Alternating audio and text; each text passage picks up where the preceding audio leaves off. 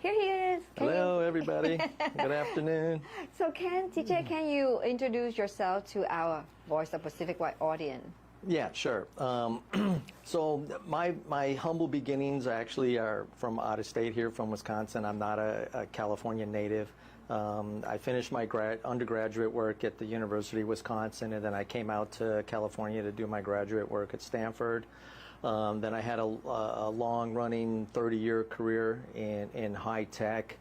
But 30 years ago, I had a premonition that real estate was the way to go, and instead of investing into the stock market, etc., I started taking real estate classes 30 some years ago. Wow. And started exploring opportunities within real estate, and since then I've built up my portfolio at the same time that I was in high tech, working as an engineer. And probably about 15 years ago or so, when I started getting into the apartments, I actually went back and got certified as a property manager by the California Apartment Association. So they're a great outfit. I would certainly recommend anybody to go through their certified property management class if they plan on getting into multifamily. And then since then, I've been building up my portfolio. I'm pretty much a hands-on guy, even though I've taken the classes. During COVID, I actually did officially take the real estate classes, and I went ahead and got the real estate license. Wow. During COVID. So I've been an agent only for a couple years, but really, you don't really need to be a real estate agent to make money in real estate. I mean, that's part of the investment and development strategy, which we'll probably talk downstream in some other series to kind of give some pro tips on that. But I am a very hands-on type of guy. I have a lot of experience in just the construction and building and remodeling. So this course here is going to talk pretty much about the theory of it. And if you have any questions on the real practical application, please reach out to me or MC, and we'll do our best to answer your questions. But most everything I'm going to show you today can actually be found on the internet. If you just go to San Jose ADUs and Google that, there's just an immense cornucopia of information. And if you want to do a deep dive, that's one way to do it. So we're going to kind of brush up on a lot of topics today. Okay. I think you'll find it exciting. Thank you so much, TJ, for your introduction. And you see, TJ have vast knowledge of engineering, construction, and real estate. And he said one thing that I really like: you don't have to be a real estate agent to invest in real estate or to make a lot of money out of real estate. That is so true. As long as you work with a real estate company, with a real estate agent, or some technique or something that's really awesome that TJ gonna share with you today to expand your property portfolio, to create more money for yourself, to create wealth for your family. Today's show, the whole purpose of today's show is to share with you all the insight of how to expand your real estate investment to make you become so rich and wealthy. And I will start by asking TJ a question, because he has so much to share. By the way, I have to ask him questions so that he can help us and make it clearer for all of you. So my first question to TJ, like 2 weeks ago, TJ trained the whole entire company, all of real estate agent here at Pacific Wide, on the topic of ADUs. Like, he know all about the rules, the guideline, the whatever it is related to ADU. He know everything inside out, and he even build them, So he have hands-on experience, like he said. So I have a question, because through the training, I see that in 2016, it's how many years ago? 8 years ago, right? 2016. There was only over 1,000 ADUs. Only over 1,000 ADUs. But in 2022, can you imagine? There were over 24,000 ADU were permitted and built. So in 2016, there was only over 1,000 ADU were permitted and built, but in 2022, there were over 22,000, no, over 24,000 ADUs were permitted and built. And my question for TJ is, what factors contributed to such a significant rise in ADU permits by 2022? Right, good question, MC. Vin, can you switch to the slide here? Probably go full screen on that. Yeah. Here is an excellent graphic showing, as MC mentioned, the rapid growth and proliferation of ADUs throughout the state of California. And let's also be very clear about that. This is actually very specific to the state of California, okay? This is not going on out of state, right? But this represents just an incredible opportunity here for owners, builders, developers, as well as affordable housing for renters and people looking to buy smaller type homes. But let's take it from the top. There's been a flurry of activity going on in Sacramento at the state capitol, at the political level, where there's been new state legislation that has been put in place to really address, the housing crisis in California and the affordable housing we have here, the homelessness, the low supply, high demand, just driving costs, crazy housing costs here. So you start at the top level. So the legislation, state legislation has there's been a flurry of activities to come up with these new ADU laws and guidelines. There's Senate Bill 9, which allows up to 4 units on your lot. There's Senate Bill 10, allows you up to 10 units. There's Assembly Bill 1033 that now allows you to take your ADU, convert it into a condo, and sell it separately. So you can see that the state of California is getting very aggressive at the capital level, at the state government level. And now they've mandated that these laws flow down to the local jurisdictions, i.e. at the city level. So every city is actually allowed to interpret those rules, but now it's become mandated, meaning it doesn't have to go through environmental reviews, it doesn't have to go through impact reviews, it doesn't have to go through design reviews where you have public hearings. They've completely eliminated that and streamlined it. There's the design review at the local level, like call it maybe a staff review with the planning and building and fire, everybody that looks at plans, if you're going to build a new home or have a new project. So they're really, really looking to streamline this process, okay?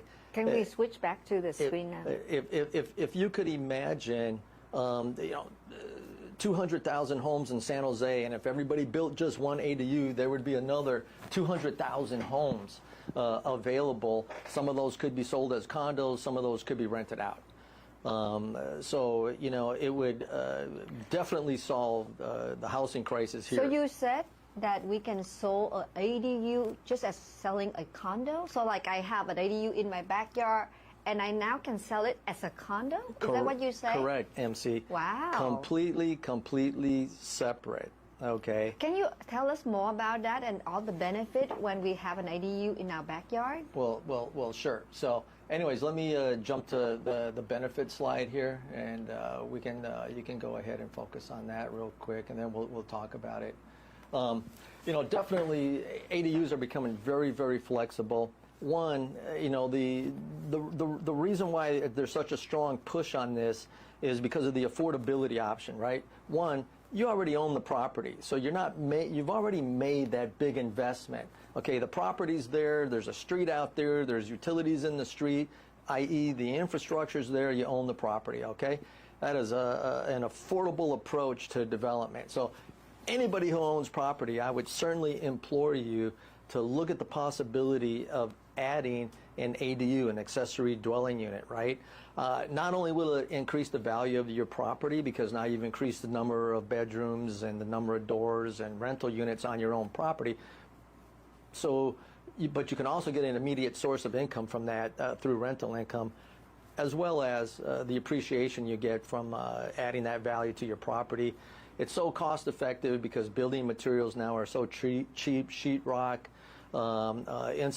insulation, stucco, concrete. These are very cheap products. Maybe copper is a little expensive for wiring and plumbing, but all in all, it's much more cheaper to build if you already have an existing home and infrastructure. And then obviously, this allows, for great privacy. If you're in the back of your house, you want to get off of the street, or if you have extended family members or children, this is the way to expand, your living space. There's some great benefits to this, to doing the ADU.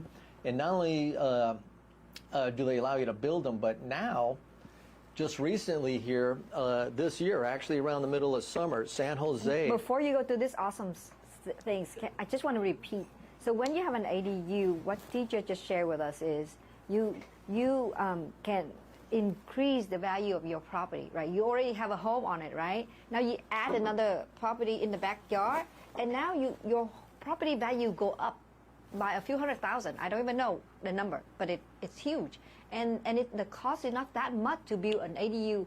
If you buy a land and build a home on it, it costs a lot more. But you build one ADU in the backyard, it costs you a lot less, right?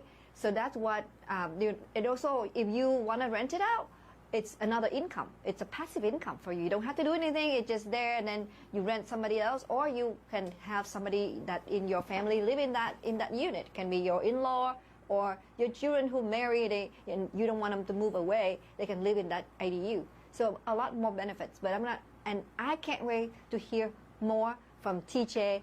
Something else. Go ahead, TJ. So, if you've ever bought a home or look at the real estate listings, one of the metrics they always use is dollars per square foot. San Jose, Bay Area, they're pushing $1,000 per square foot. Well, it doesn't cost anything like $1,000 a square foot to build. Okay, so that's where you get the bang for the buck. I can guarantee you every dollar you put in, you're going to get $2 back. Right? I agree with you. So, adding square footage, to your property is a good thing because, homes are typically priced according to square footage and dollars per square foot. And here, the state, the cities are saying, go ahead, we become very pro-development. Go ahead and build, add some square footage to your property. So they're kind of giving you the green light, so it's like ding, ding, ding. Let's go build and let's add some square footage and let's increase the value, of our property immediately, right? So that's a wonderful thing. Well, okay, just recently now, Assembly Bill 1033 allows homeowners to sell their ADUs just like condos, okay? So that's kind of mind-blowing, okay? We didn't talk about, what the city and the state allow, but anybody can build an attached or a detached ADU on their property. Okay? Can you kind of show the different type of ADU? Can you please show us? Sure. I can go back to that. Let me. Vincent, can you show this slide for people to see the different type of ADU? Yeah. So here's a cartoon example of 5 different types of ADUs. The one down on the bottom right is the detached ADU. Okay, you can see that's basically just you got your main home with its entry and its garage. Okay, you're not even touching it. You're building a completely standalone, independent living space called a detached ADU. Same thing as building. It's like a little home. Yeah. It's like a little home next to your big home. Right. Same thing as building a second home. Okay, and if you have a big lot, that's another pro tip.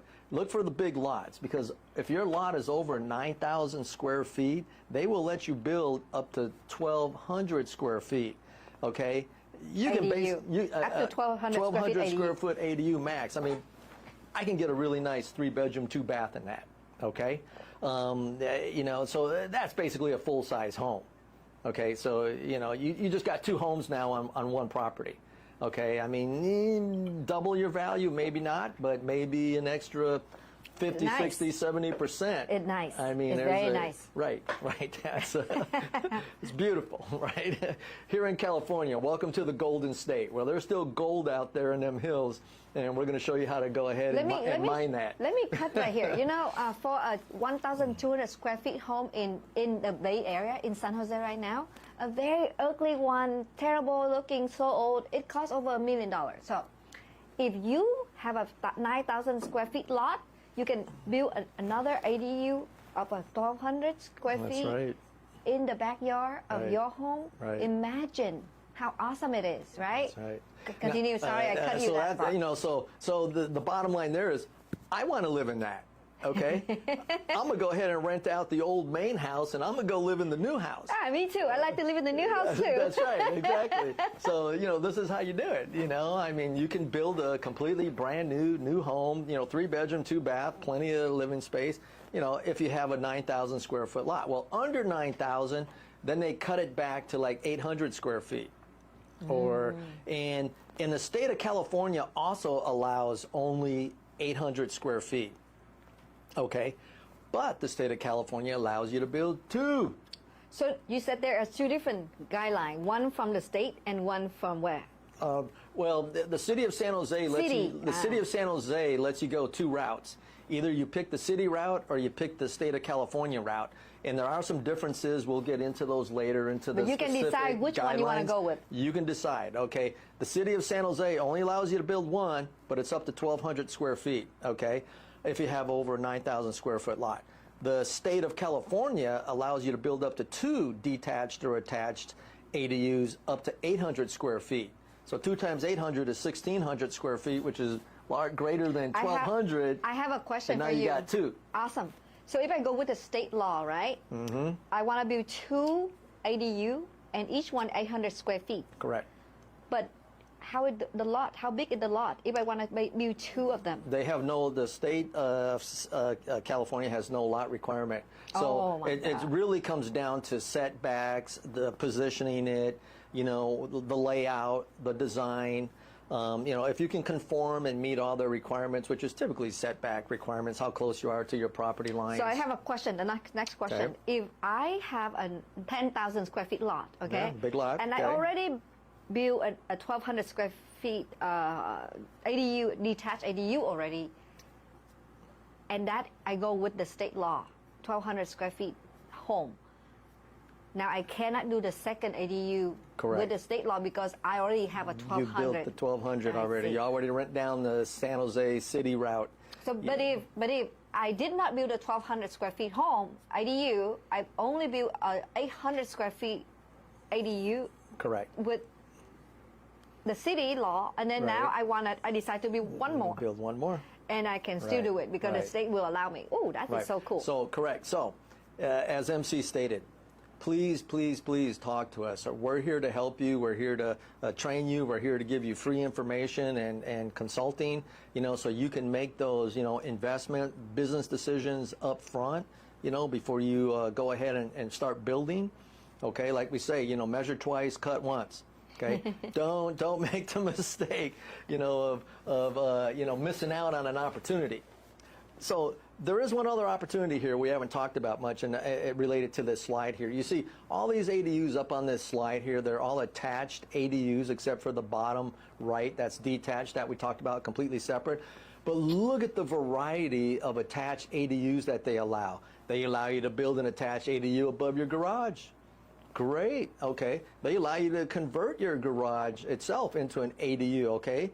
That's fantastic. That's existing space. And there's a special classification for a garage conversion. It's called a junior ADU. And I will get more into that. So not only do they allow like one attached or detached ADU, but every home can also build one junior ADU. Okay? So this is definitely something you want to look into. And that's typically pretty quick, pretty straightforward. You have an existing footprint. Okay? You can share utilities. You can share a bathroom. It's a quick way to go ahead and increase your living space and either get some rental income going or put some extended family in there. Okay. DJ, sorry. I see in this one you have an ADU on top of the garage, and Correct. then an ADU a garage converted into an ADU, and then another one is the basement converted into an ADU, and then the other one attached ADU, Correct. even though there is no garage, it's just attached. Correct. And then Correct. the detached ADU. Correct. So, but I don't see the junior ADU here. Okay, well, like I said, the top middle one where you convert your garage would be considered a junior ADU if they're a shared facility, meaning you're sharing HVAC, heat, ventilation, air conditioning. You're sharing a bathroom in the house. You're not putting in separate, sewer line. You're not putting in separate, water meter and PG&E, electric meter. Okay, that kind of seems to be the definition of the junior ADU. You're already using all of the existing infrastructure and you're just basically repurposing some living space like your garage. Okay, but let's not stop there, because as you noted, you can repurpose your basement, you can repurpose your attic, and if you want, you can start clean, knock down an old ugly garage if you want, and build a completely brand new separate attached ADU sharing an adjacent wall. I wonder, okay, you said that in this case, the first top picture is we can make it into a junior ADU if we use the same meter of electricity or something like that? Correct. When we share everything with the main house, then it can become a junior ADU. Correct. But what is the benefit of a junior ADU compared to an ADU? Okay, rapid development.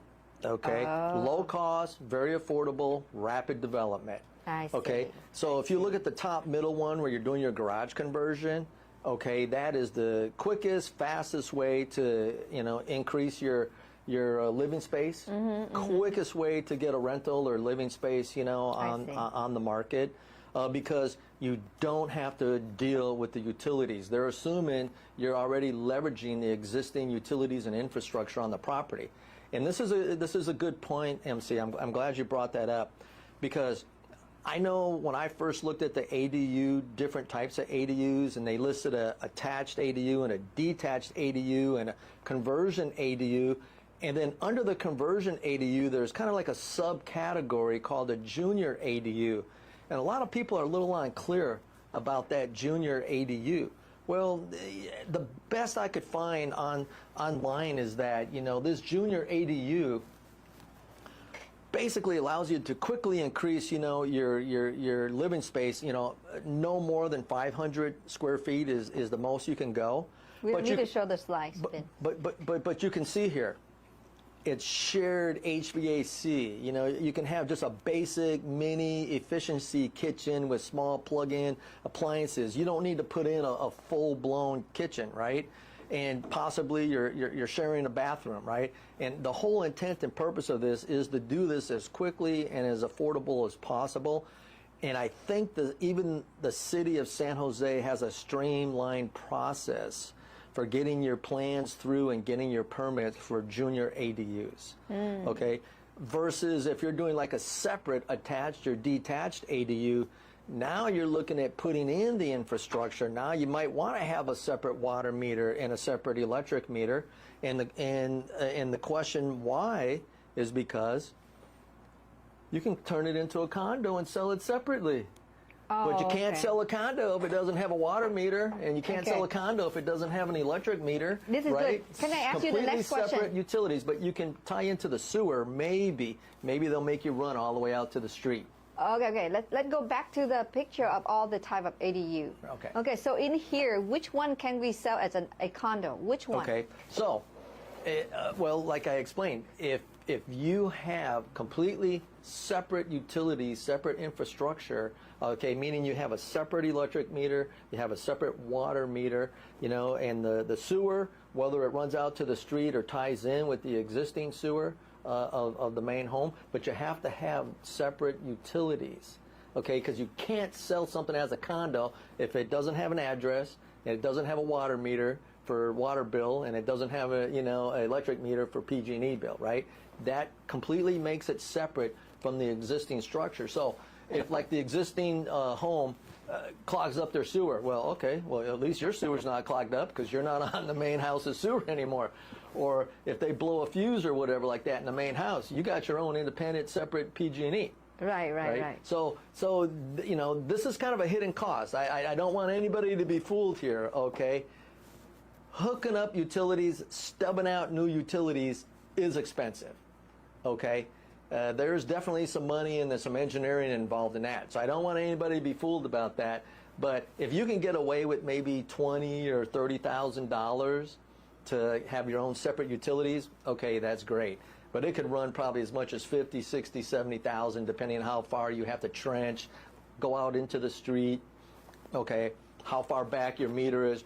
PG&E, they charge by the foot, okay? When they're trenching and digging, they charge by the foot, and it's not cheap, okay? So the closer you are to the street, the cheaper it'll be. Oh, I see. Unless your poles are in the back and there's like a public utility easement in the back of your property, okay, and then they'll drop the line from the back of the property, okay?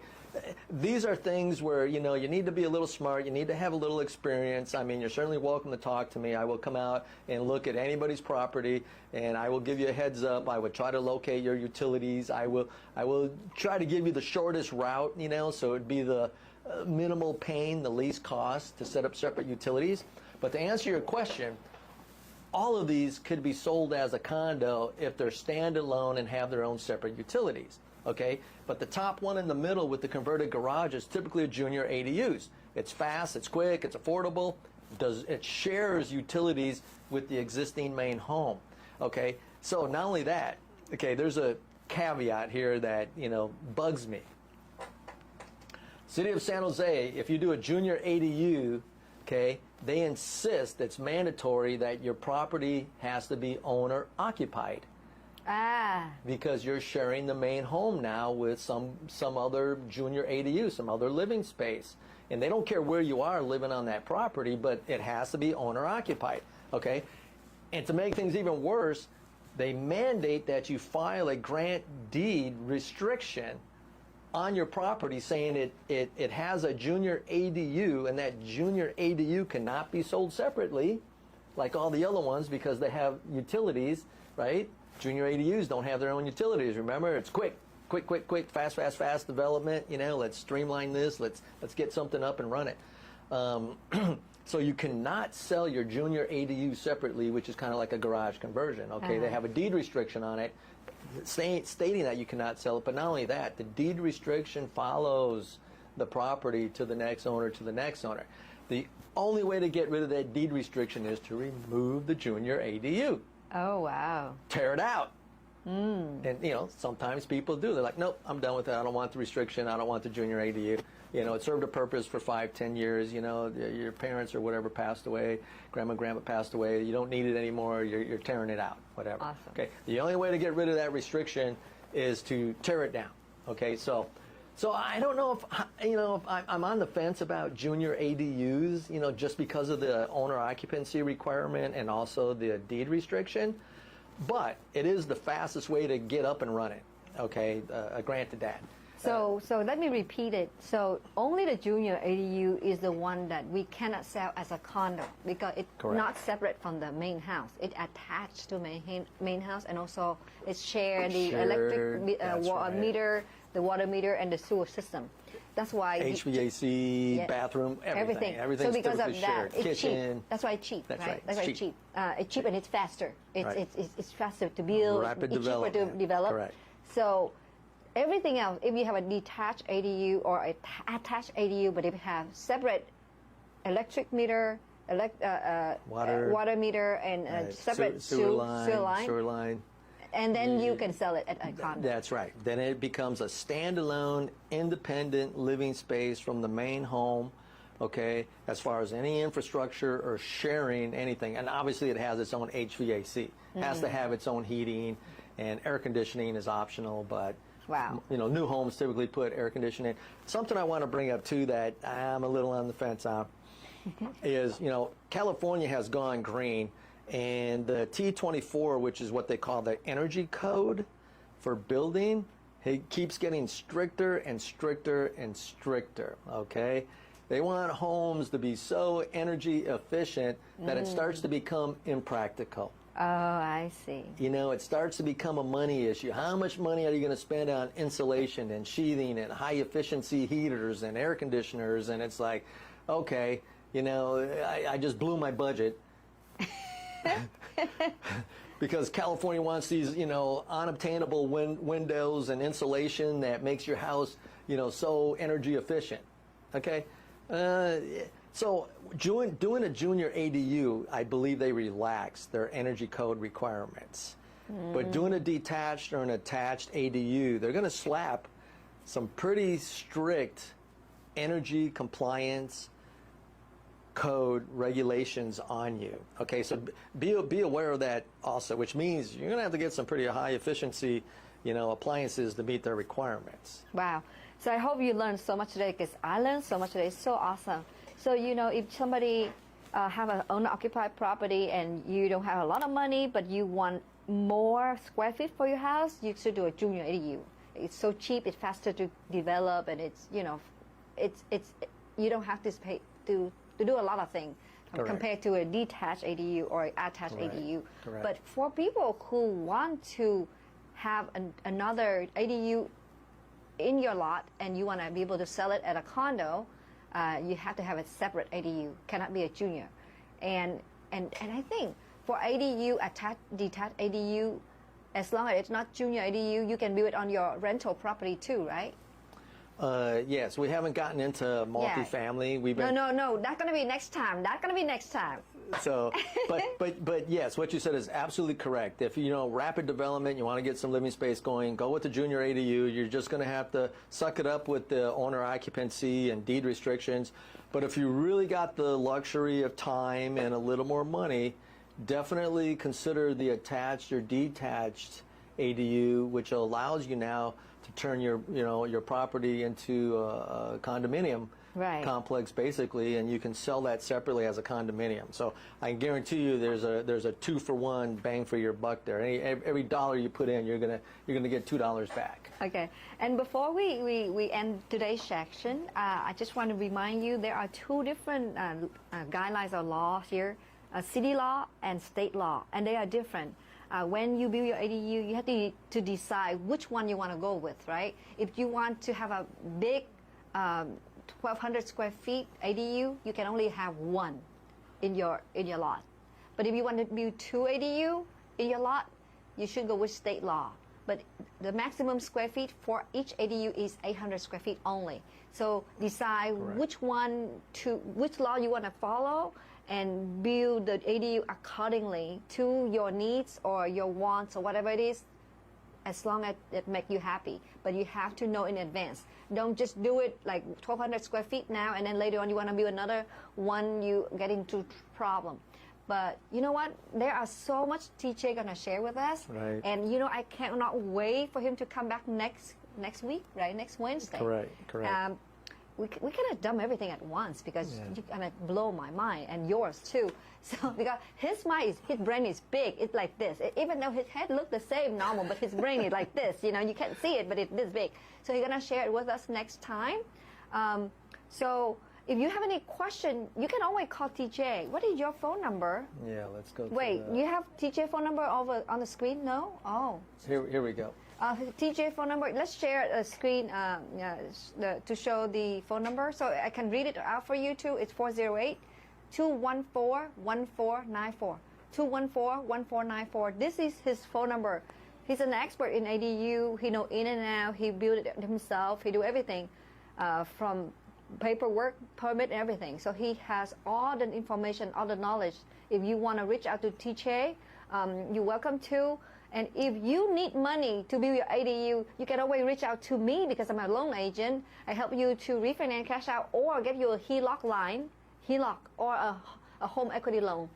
Anyway, I can help you in the financial part where you have the money to build your ADU, and TJ can help you, can show you, can consult you in the ADU development section. So that's what we can help you with.